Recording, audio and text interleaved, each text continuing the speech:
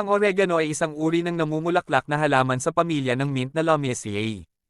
Ito rin ay isang ornamental na halaman na may maraming cultivars na pinalaki para sa iba't ibang kulay ng dahon, kulay ng bulaklak. Mayroon itong mga lilang bulaklak at hugis pala, berdeng olibo na mga dahon. Ang oregano ay itinatanim sa unang bahagi ng tagsibol. Mas pinipili nito ang isang mainit, medyo tuyo na klima, ngunit mahusay na may kalimliman na mga kapaligiran. Ang lasa ay mula sa mapait o hanggang sa mas komplikado na lasa. Ang simpleng oregano na ibinebenta sa mga tindahan ng hardin bilang Originum vulgar ay maaaring magkaroon ng kakaibang lasa. Ang mga tuyong dahon ng oregano ay isang culinary herb na ginagamit para sa lasa ng mga dahon nito na maaaring mas matindi kapag natuyo kaysa sariwa. Mayroon itong makalupang, mainit-init, at bahagyang mapait na lasa na maaaring mag-iba sa intensity.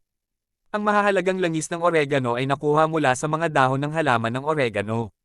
Bagamat ang oregano o ang langis nito ay maaaring gamitin bilang pandagdag sa panjeta, walang klinikal na katibayan upang ipahiwatig na alinman ay may anumang epekto sa kalusugan ng tao. Ginagamit din ito dito sa atin bilang mabisang panggamot sa ubo, at marami pang iba, kaya subukan niyo pong magtanim nito. Maraming salamat sa panunood, paki-like and follow na rin po.